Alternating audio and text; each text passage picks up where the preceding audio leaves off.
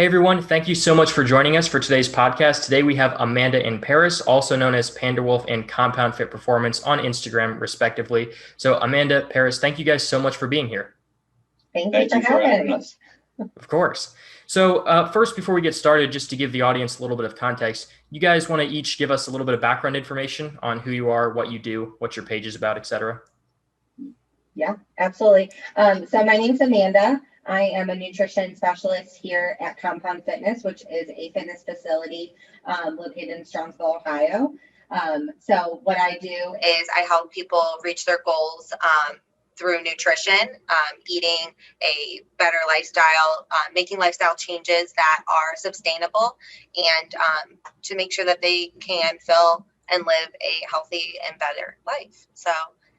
And on my Instagram, I post a lot about different nutritious meals, macro balanced meals, different ideas and tips for meal prepping, and just some ideas that you can use at home where you can make just yummy, delicious food that's filling and leaves you satiated when you're finished with it. So definitely a lot of different recipes that I'll be posting, and hopefully in the future, some more tips and tricks regarding nutrition. I'm Paris. I am the owner here at Compound Fitness. What our page is all about at Compound Fitness is going to be about how to make minor changes in your life that compound dramatically over a long period of time. I think this is a big point in the fitness industry right now that isn't being discussed, which is how do we really not just get to the goal, right, but sustain the goal for a long period of time. And where a lot of people go wrong is they go through fad diets where they basically yo-yo up and down, up and down. And so the goal with Compound Fitness is showing you that we can make a small change in your life that might not make a big difference a month from now, but it will make a dramatic difference a year from now, 2 years from now. And that's what we're really looking for, is performance and sustainability in the long run. Yeah, no, that makes a lot of sense.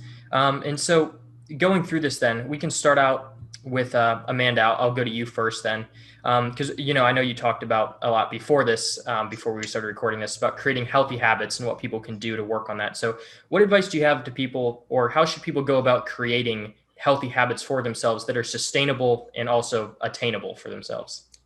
Yeah. So I think first is realizing that it's a big project to take on. And it's overwhelming for a lot of people to think that there's so many different things that they need to change in their life to get to where they need to be, when realistically starting small can make such an impact in the future for you.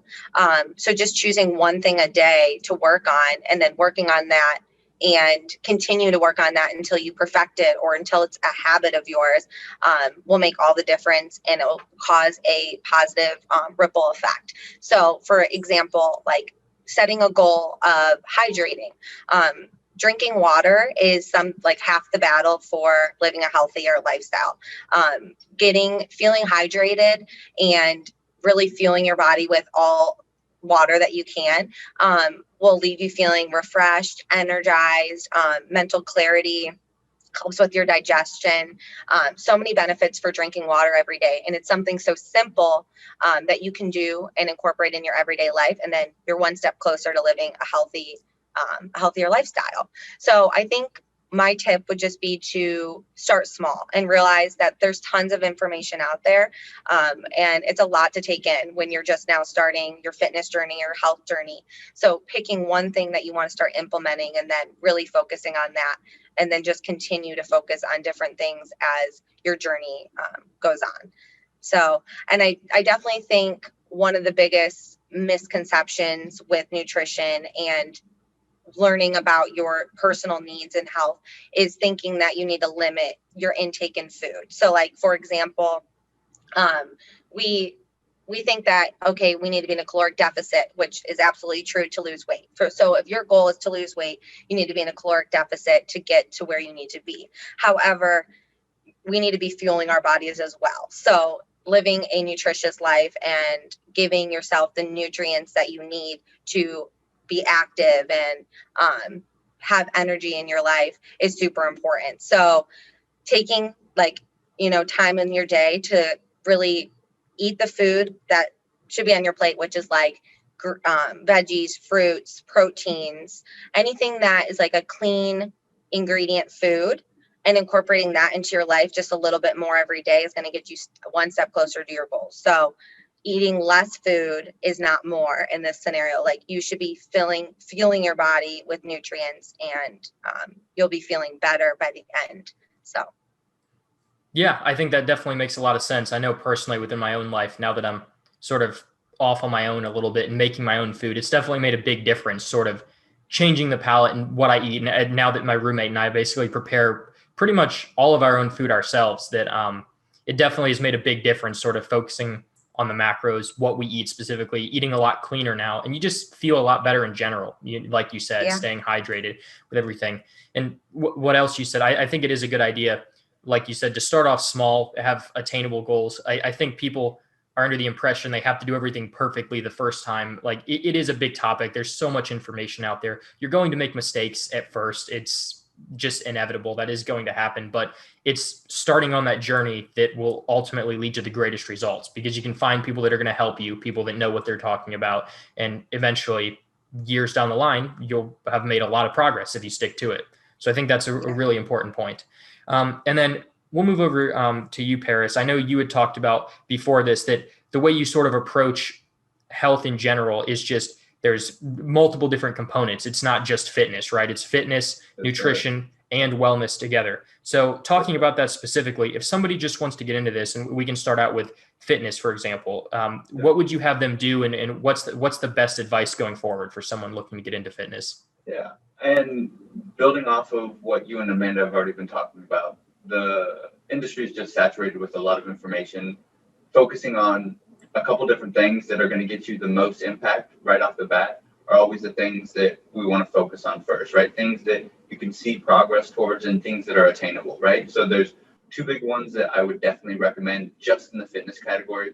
And these are the only two that I would focus on. If I was just beginning again, like if I had to reset time again, the first one would be my activity levels. My activity levels are an easy metric that we can use to see how active I am throughout the day, and making sure that I'm at the right amount is steps per day. Your steps per day should be ranging anywhere from 7,500 to 10,000 steps a day, which would put you in the above average category for active adults in the United States.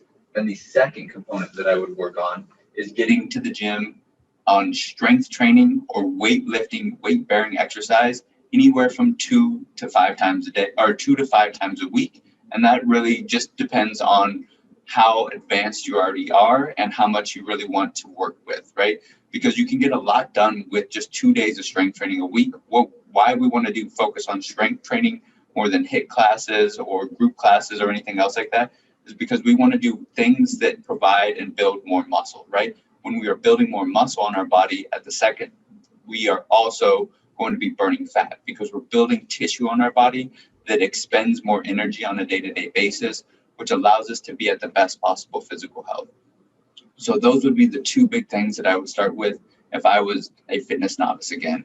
Gotcha. No, yeah, that makes a lot of sense. I definitely agree with that from my own experience as well. That's absolutely been true as someone who's just been getting into the gym within the last year, pretty much, maybe a little bit over a year at this point. Yeah. But yeah, it's pretty amazing when you train with actual resistance and actually get under some weight and start gaining muscle.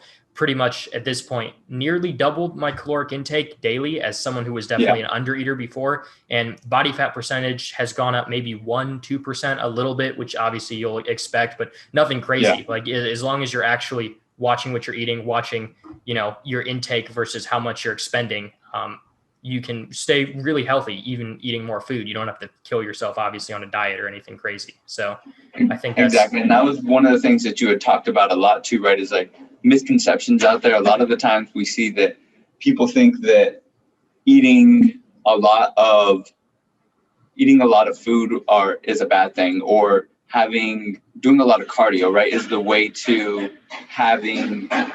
burning a lot of fat. But what really is the key to that is strength training, right? Like a lot of people push towards cardio, and that's how they think that they're going to lose a lot of weight. But if they focus 2 days a week where they did an upper body and a lower body day on strength, they would have so much more fat loss on their body than if they were doing 5 days, 6 days of cardio. And that's one of the big conceptions out there that I do want to break for a lot of people. Yeah, for sure. I definitely agree with that from my own experience. So it's great to hear you talking about it. And then going off of fitness, obviously, is nutrition, right? As we were just talking about there. So, Yes, sir. so what should people focus on in terms of nutrition if they just are getting into this and just have a couple things that they want to focus on, or what can get them the most results? Yeah, of course. And speaking on nutrition, to the basics that I've always kind of started with, the two fundamentals, right? And we always want to think about it as things that we can track are things that we can change, right? So we don't want to put metrics out there that there's not a real way to actually track them. So that's why I always give people ways to actually have metrics that they can track it with. The first one's going to be your caloric intake. You can use something like MyFitnessPal or Eat This Much, like apps that are already out there that are free to the public to use, that will allow you to input your foods on a daily basis to tell you how much calories that you're actually going to have. And then the second one is understanding your macro balance, right? So the reason we want to first know what our caloric intake is for two reasons. One is to know how much energy I am actually consuming on a day-to-day basis, especially if weight loss is our goal. Calories in to calories out will get you the weight loss off, right? But to have an actual sustainable, healthy lifestyle, macros are your really important part. This is what Amanda is so brilliant at, is how to actually balance those correctly, right? Because that's what really brings you from one level to the next, right? So being able to understand your macros of what percentage of carbs am I eating a day, what percentage of fats am I eating a day, and the most important, how much protein am I getting in a day? We undereat protein so much that if there was one area in those macros that you should probably think about that you're probably undereating on, it's definitely going to be protein. Yeah, no, I think that makes a lot of sense from my own experience, obviously, as well. Yeah, MyFitnessPal has definitely been a great help to myself, to a point where I used it enough. Now I pretty much know all of the meals that I eat and what their macros are and what the calories are, that I don't even need to use it as often as I used to. I have most of the things I eat saved already into it. I know pretty much what they are. I can budget out pretty easily. So definitely recommend that if you're getting into it. So yeah, that's an absolutely great tip. And then the last pillar, obviously, is wellness in general. So do you want to talk a little bit about what people should focus on and maybe what people get wrong about the wellness aspect? Yeah, and this is one that probably goes unnoticed a lot of the time, because what we a lot of the times think about wellness, right? We might think of that as like a spa, or we might think of that as some other concept, right? But wellness is recovery, meaning what active things am I doing to recover my body, right? Because the more we focus on things that we can change and implement, the more we can actually make progress on them. So the first one would definitely be sleep, right? So how do I optimize my sleep? Bunch of different ways that we can do it. First thing that we could do with like optimizing our sleep is eliminating all light that's within our room. Another thing that we can do is changing the temperature of our room. So normally we like to sleep a little bit in hotter rooms, as I've found is a normal trend, but actually sleeping at a lower temperature will allow the body to be at its optimal peak as well.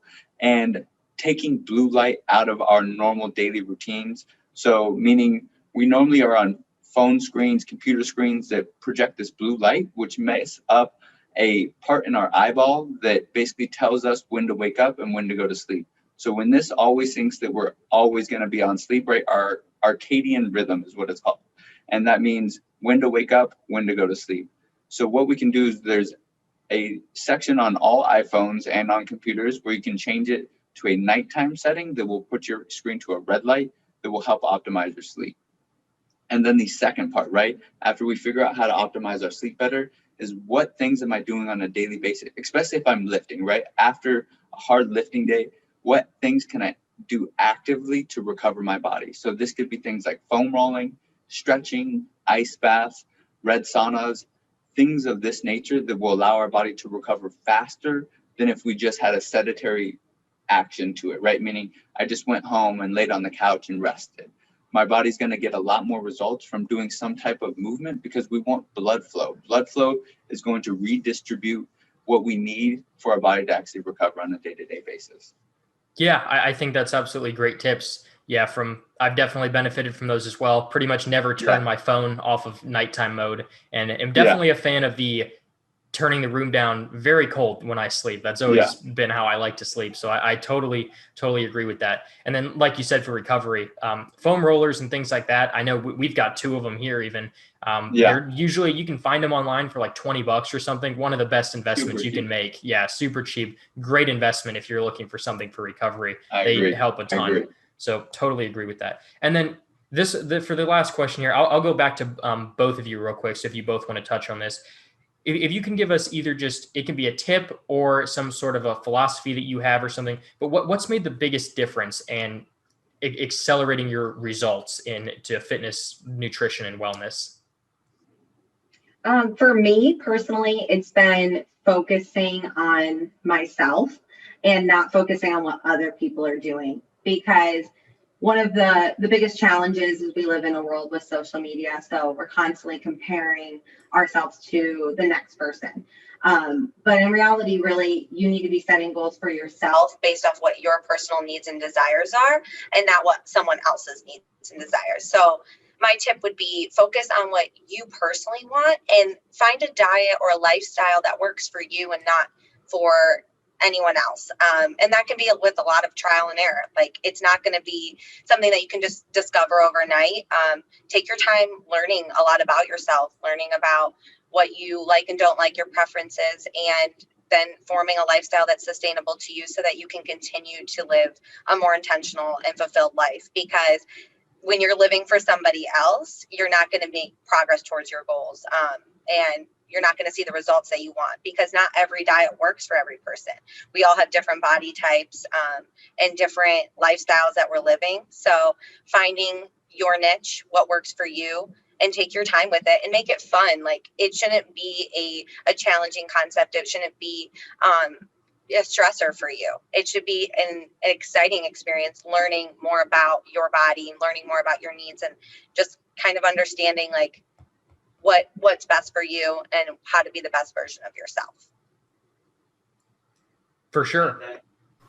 I would say for me, if there was anything that I could give to somebody that is really going to just be starting or is in the middle of progress, there's 2 big components that I would say to focus on, right?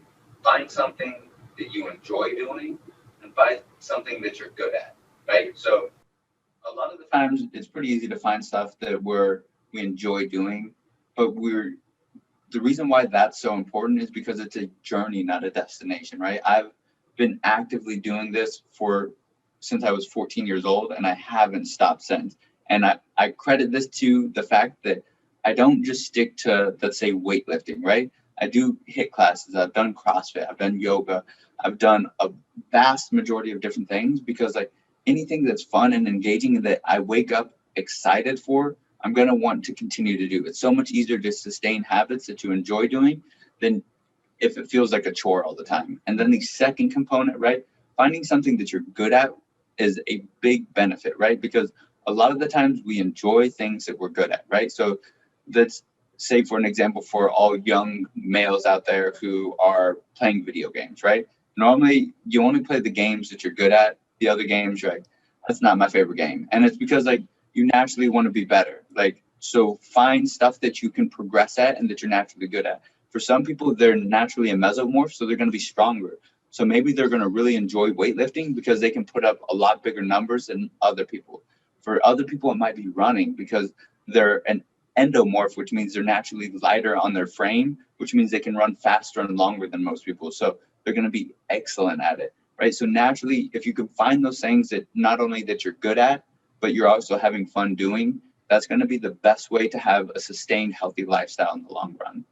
Yeah, I definitely agree with what both of you said. You know, like you said, it is a lifestyle. It's not something, you know, that should be looked at as, oh, I'll do this for a while to maybe look good for a wedding or for this summer trip or something. You know, it is a lifestyle. So you have to enjoy it. It has to be something you look forward to. You don't want to do something that you hate every single day, because that's just not something that'll be sustainable.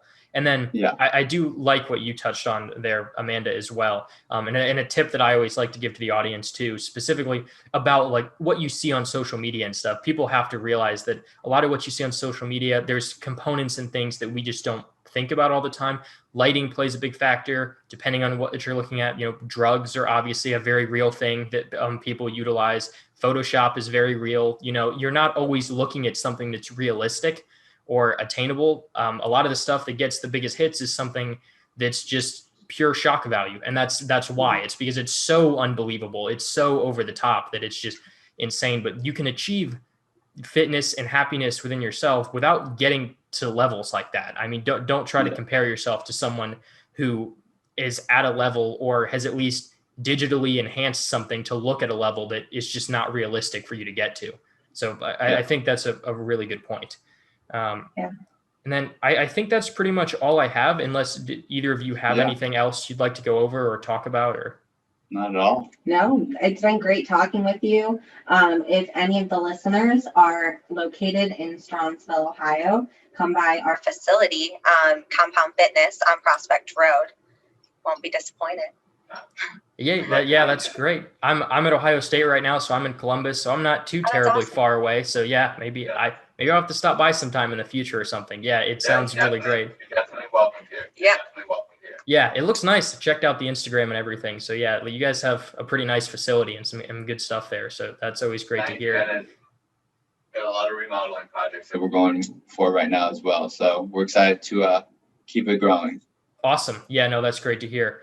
So with that, I think that's a really good note to end on. Amanda, Paris, thank you guys so much for being here. Really enjoyed our talk. Guys, thank you so much for listening, and I will see you guys all again very soon. Thanks.